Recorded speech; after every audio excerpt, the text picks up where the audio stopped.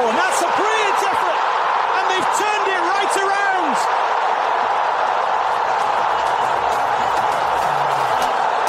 In the space of a few minutes, Saudi Arabia grab control of the game.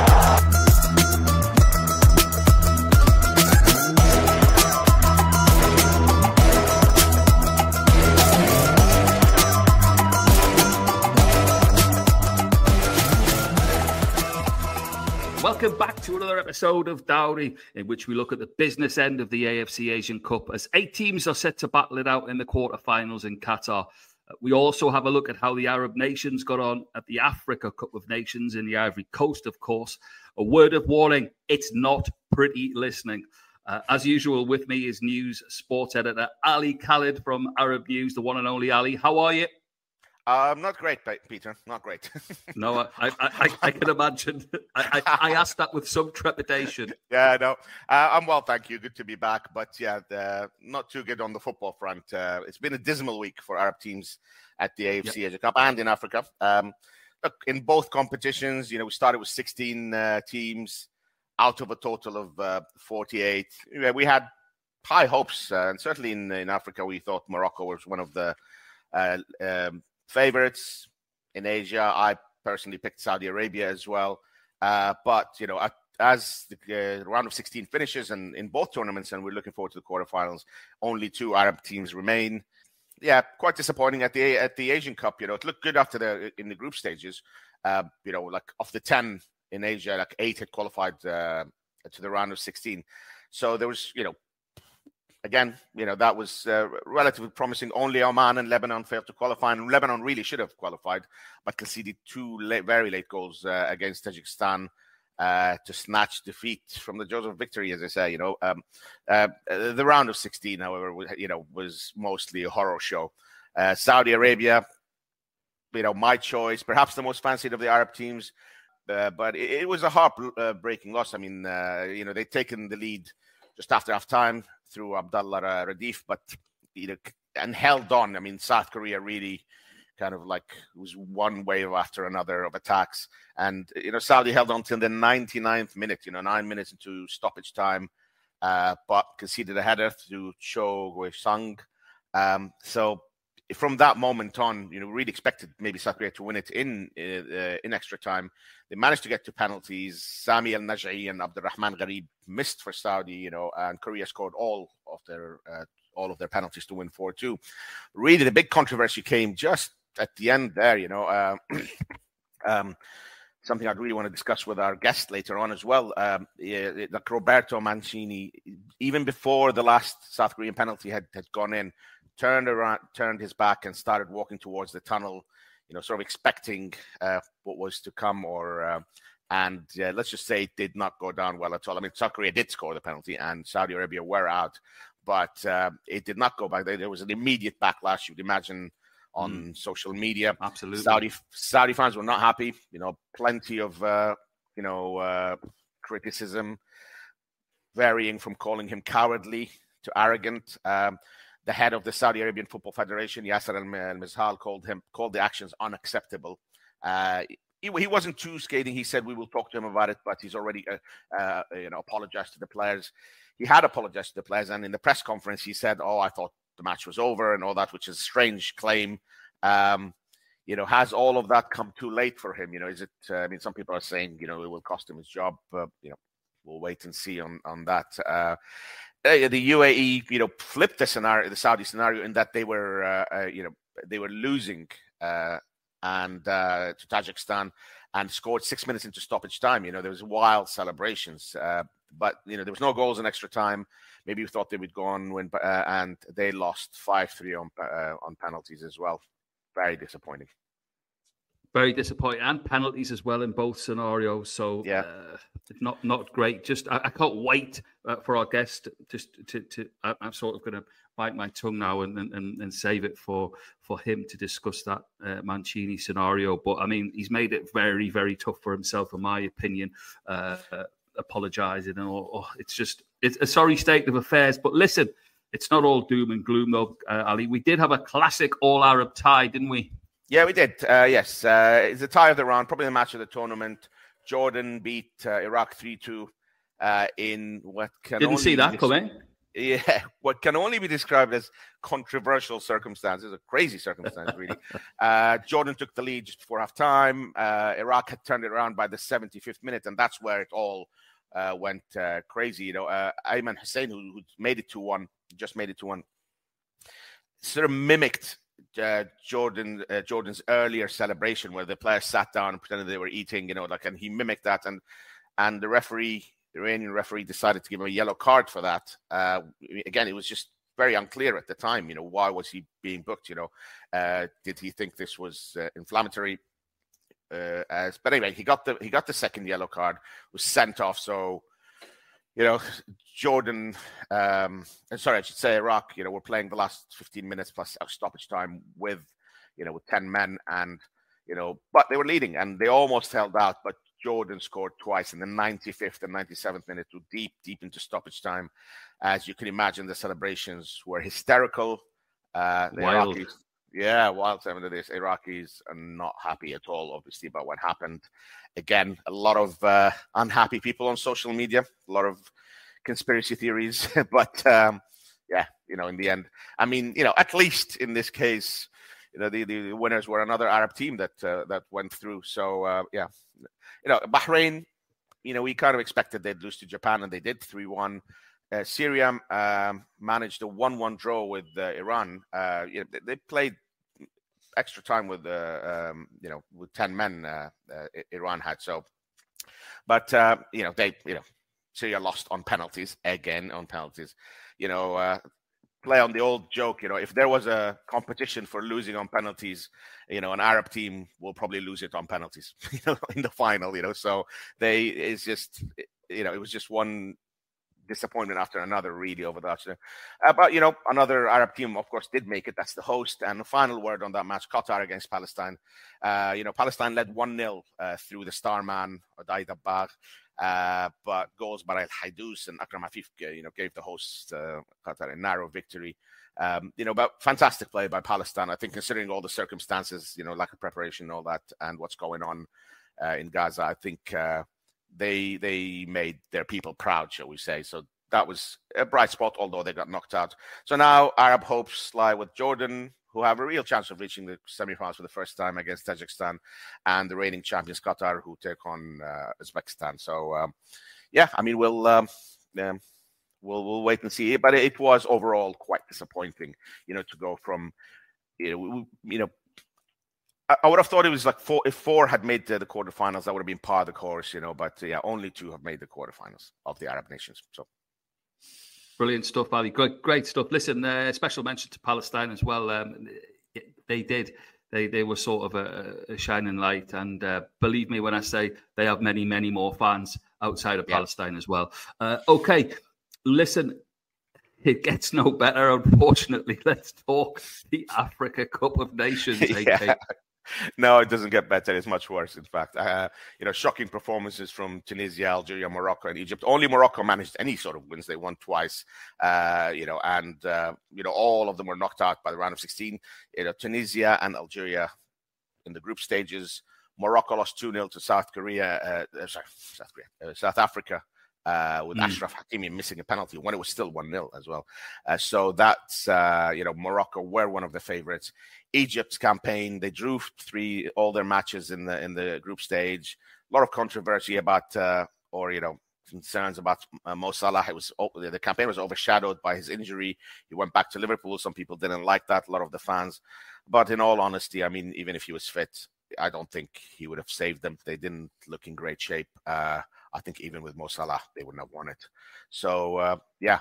So in Africa, voice of reason there. That's the first time I've heard that. Yeah, I mean, we were hoping. It does make sense. Yeah. And weren't Liverpool gonna, if he had, Ali, if Egypt had progressed as hoped, they would have. I mean, he would have had a quick turnaround and been back, right?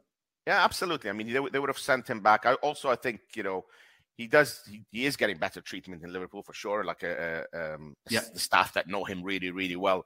And also, I mean, there was like a lot of, you know, some Egyptian fans said, you know, he prefers Liverpool and like this is for Liverpool's benefit and he's not being loyal and all that. But I'm not sure how Mo Salah being injured helps Liverpool at all, really. You know, I mean, this is not a scenario that helps Liverpool in any way. So yeah, in the end, you know, nobody really benefited from his injury. Two people I've heard agree with the same scenario as you, and one of our guests who knows Mo Salah very, very well, Islam Jimmy Gamal of Egyptian fame, and he said the same. Best place for recuperation. There's a man who knows something about fitness. Yeah, absolutely. But yeah, in the end, just very, very disappointing from Egypt. Morocco, you know, as disappointing as well. You know, we really had hopes. I mean, we remember all their heroics in the World Cup, but doesn't always translate, you know, a year later. Step too far. Yeah. Listen, AK, not what we'd hoped for at all. So a good time to bring in our special guest. It's always a pleasure. Matt, same line to you, really. Not what we'd hoped for since the last time we chatted. How are you? Yeah, I'm not too bad. Not too bad at all. I've really enjoyed the Asian Cup. I think it's been a tremendous tournament. Same for the AFCON as well. I think these mid-season tournaments can sometimes get castigated from certain quarters, but I think both tournaments are really delivered. That's great, Matt. Listen, I mean, you know, I've been going on, I'm sure you've been listening to me for the last 10 minutes, rant on about how Arab teams have not performed. In truth, it's not just about Arab teams, of course. You know, there are like plenty of other teams there. But like, you know, obviously, as you know, Dawri, the podcast by Arab News, we tend to focus on the Arab teams. I know you told me off air earlier that you're not as dejected as I am regarding the performances. What do you think? What do you make of it so far? I think it's been highs and lows, hasn't it? I think if you look at it on paper, it's very disappointing to see the round of 16, Syria, UAE, Saudi Arabia all eliminated, going home after the narrowest of margins on penalties. And you have to say in each penalty shootout as well, they looked distinctly second best as well. And then in the other games as well, see that Iraq game was just, I mean, almost unprecedented. I think what went on in due time. I've never seen a game like it. And Bahrain, I think 3-1 against an improving Japan. That's a pretty solid result. And in between that as well, you've had some pretty good, impressive individual performers from the likes of us. We expected so much of Al-Tamari coming in for Jordan. I think he's really delivered in that role. That, for example, there's so much pressure on him and there's so much responsibility in Al-Tamari. He's much more than just a winger for Jordan. I think he's really delivered in a way that, for example, Mohamed Salah didn't do in the game and a half or so we saw him play for Egypt at the AFCON. I think Al-Tamari's had a much more rounded game. His teammate Al-Mahdi as well getting a few goals. Al-Batat for Palestine and Dawri, I thought they were excellent, getting assists and goals between them. And then I guess the big disappointment is probably Iraq. If you look at the youngster Ali Jassim leading the assist chart, Ayman Hussein, the journeyman striker of this region, leading the way with the goals as well. And they appeared as well. The competition seemed to be really opening up for them, didn't it? And then obviously what happened in the end against Jordan. I think that's the real disappointment for me, that you look at the way the draw is shaping up and the way that some of the bigger heavyweight, traditional heavyweights aren't really playing amazingly yet. You felt that Iraq, much rather than Jordan, have a real chance of, could they repeat the 2007 heroics? It seemed at one stage that could have been happening. And then I guess I would highlight as well the big positive for me. I don't think it's a surprise necessarily, but I think the player of the tournament undoubtedly so far has been from Qatar, and Akram Latif.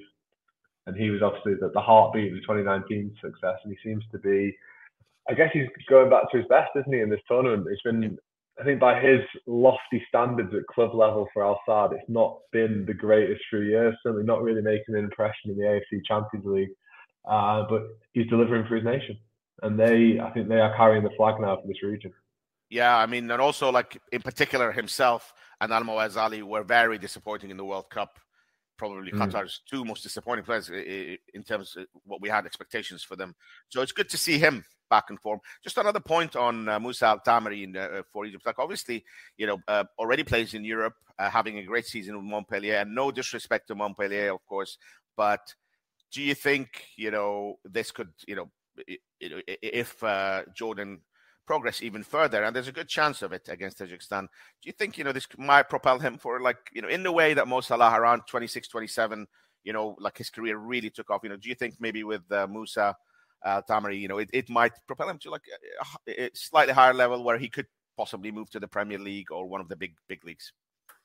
I think his performances in Montpellier will still obviously carry the greatest weight, but it's probably just an added bonus, isn't it? He can show responsibility and show that he can live up, carry that weight of expectation. I think that will impress, clubs higher up in Liga and maybe even, like you say, to the Premier League and La Liga and Serie A. He's been linked to these leagues before. I think he's always made very adroit career moves. And it's all building up now. You're looking, he's now about to enter his prime years of football terms. And yeah, it would not be a surprise if a big move happens this summer. And obviously, strong performances in the Asian Cup can only help that. Yeah. Matt, we have to talk about Saudi Arabia. Obviously we had you on the show a few weeks ago. I picked them as my tip for the title, perhaps more to the heart than the head a little bit in retrospect. But I genuinely, obviously, I did think that they were, and still think that, of all the Arab teams, they are the strongest. Obviously came up against a strong South Korea team. But the circumstances, obviously, again, penalties and all that. What did you think of the match for a start? And then we'll get on to what you thought of Roberto Mancini's performance. I thought it was by far the best performance of the tournament in Saudi Arabia by a complete distance. And again, I think he's just such a revelation. I love watching him play. But Saud Abdelhamid looks so comfortable at that level against that opposition. He's just an absolute machine, isn't he, at right back? Someone who I feel could quite effortlessly play in a Big Five league and play for a really good team in a Big Five league as well. Tambakti coming back into the team as well, having that pace centre back. And I thought Mancini, obviously, and you have the impact of Radif, instant impact of Radif off the bench as well. What a finish that was. I mean, someone who scored, I think it's about 4 Roshan Saudi League goals in his entire career. He's still obviously very young as well, and during a few loan spells at Al Tawa and Al Shabab. And he finished with aplomb, didn't he? And obviously the celebration, Marcus Rashford obviously enjoyed the celebration. We saw that on social media as well. So I think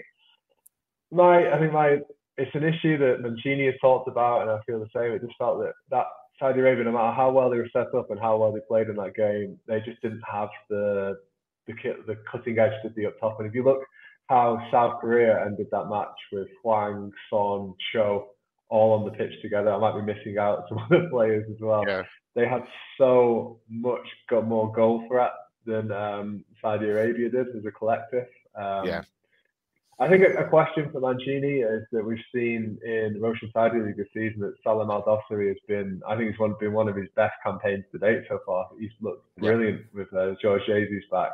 And he just didn't really look the same in this tournament. So was that because he ended up playing a lot more of the games in a more central position, allowed to float in from that left side. Maybe that was an issue. Maybe he was also playing 3 defenders at the back as well for quite a few of the matches, Saudi Arabia.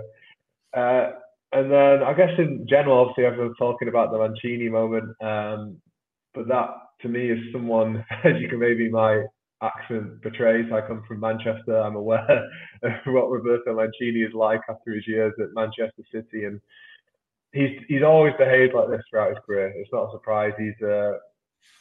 Some would say he's petulant, others would say he's passionate. It depends where you stand on the divide, but ultimately the guy is a winner. And I think that sometimes his emotions might get the best of him. But I think in general, it's obviously not been an electric start for life with Saudi Arabia so far, but I really did think for long spells against South Korea that Saudi Arabia looked at that level. And I think there's more maybe wider systemic issues that were against Mancini in regards to like weight of talent rather than maybe the system and the setup, which I certainly think for that game anyway. And you know what? Also, my most enjoyable moment of this tournament so far as well was the end of the Oman game. Obviously, saw the Garib goal, Al-Balahi repeating his balloon celebration, which we've seen in the league as well. I think that was great. It's just frustrating, I guess, for Saudi Arabia that they got that incredibly tough round of 16 draw against South Korea, which they weren't expecting. And that game could have gone either way. It really could have done. And they were only seconds away, let's not forget, from absolutely seconds famous away. win. And just to interject, sorry, I think another issue then is the timing of that goal. Maybe there was just some game management issues as well. There was a few times where I thought in that injury time where Saudi Arabia maybe could have won the foul or given away a foul or just kept the ball a bit better. But they were playing a quality South Korea team who will fight to the end with quality options like Cho. And also, like Matt, you would say that the Mancini's substitutions were designed like sort of to shut down the game, you know, and maybe it obviously, as you just mentioned, it didn't work out that way. But when you do that, maybe perhaps like a few conservative substitutions, shall we say, and you concede so late on, you're almost mentally thinking, well, we better just survive extra time rather than like go for it, because you've taken I think Dawri had gone off. So yeah, there was that. Just a quick point on another point on something you mentioned there. No cutting edge. This is something that we've talked about for months. Saying this is where perhaps they lack the over reliance on Salam and Dawri as well. And a few people mentioned, look, the influence of all these foreign players coming to Saudi is that obviously I've mentioned many times that all these forward positions are taken up by foreign players, top foreign players. So there's not as many Saudi strikers, very, very few, So you're relying on a very small pool. And, the counter argument has been that having all these talented players, world-class players, will raise the level of the league, will impact players. But I think perhaps the positive effect, it's been too soon for that to impact like any up-and-coming strikers. And we kind of only got the negative part of it, which is, just not that many Saudi forwards, you can throw in and massively change the game. So, I mean, I agree with that. I think a great example of the guy who was sat at home this winter, Al Hamdan, obviously we saw at the start of the season for Al Hilal before, because obviously Al Hilal's that protracted move for Mitrovic, and Al Hamdan was banging in the goals at the start of the season, and then since Mitrovic has come in, we've not really seen anything of him. He then wasn't selected for this winter's tournament, and like you say, we're at that phase, aren't we, in the Saudi development cycle where opportunities are being limited at the moment, but we haven't yet seen the educational side of things of being around these guys. So that may be that's a question for the third round of World Cup qualifying, maybe. Yeah. As I mentioned before, it's not, obviously we focus on the Arab teams, but it's not just about the Arab teams. And, now obviously going forward, we're at the quarterfinal stage.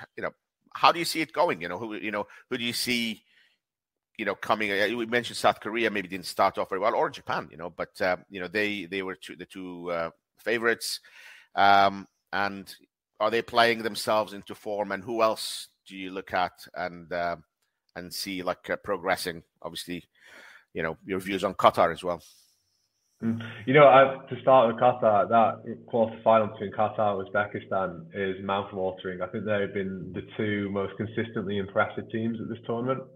And I guess it's a shame that one of them is going to be going home at this stage. I think for me, the two players I've most enjoyed watching this tournament as well, I think Faizulev for Uzbekistan and Afif for Qatar, they've both been exceptional so far. And they'll be up against each other in this game. I think that to me looks like, if there's, and looking at the ties, that's a tie where, can you call the holders a surprise winner? I don't know, but if you were to call, Qatar to retain the tie, I think one of those two teams certainly look strongest to be able to upset Japan or South Korea, particularly with Iraq now at home, which is, I think it's a real shame. Again, Iraq, I really feel that the Iraq team against an Australia that I guess showed signs of life against Indonesia, but I really don't think they're anything near like the Australian teams of old. And a South Korea that have a weight of talent, obviously so many question marks about Klinsmann and the setup of the team. I think they could have really gone far. So I'm looking at the draw now. I think I'm really intrigued by Qatar, Uzbekistan, and just for consistency's sake, I think people have been listening to this podcast all this season. I've been saying South Korea just because of the weight of talent, and I think I'll stick to that. I think they feel like the team that I think they look really strong, and obviously they're so determined to win this title. With Son Heung-min, he's talked about, obviously he's getting old and he's not this young player anymore, and it's so long. It's a crazy amount of time since South Korea last lifted this title. I think there's a bit of momentum behind that. I think they certainly ended the game against Saudi Arabia better than they started it. Matt Monaghan, thank you so much as always, and I'm sure we're going to have you on the show sometime soon. Thanks, guys. Brilliant. Brilliant as always, Matt. Great to hear from you. Okay, Ali, Matt's just said there, he's sticking with it. You can't, unfortunately. Saudi were both our choices to win. So looking at it sensibly now, the heart ruler's gone. So you've got your sports editor head on. Who do you fancy?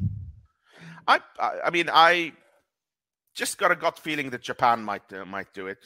Again, there was that loss in the shock loss to Iraq in the group stage, but Matt's been going on about South Korea and Japan for a while now, saying they're the two strongest teams, and I agree with him. And now, like I said, I had picked Saudi.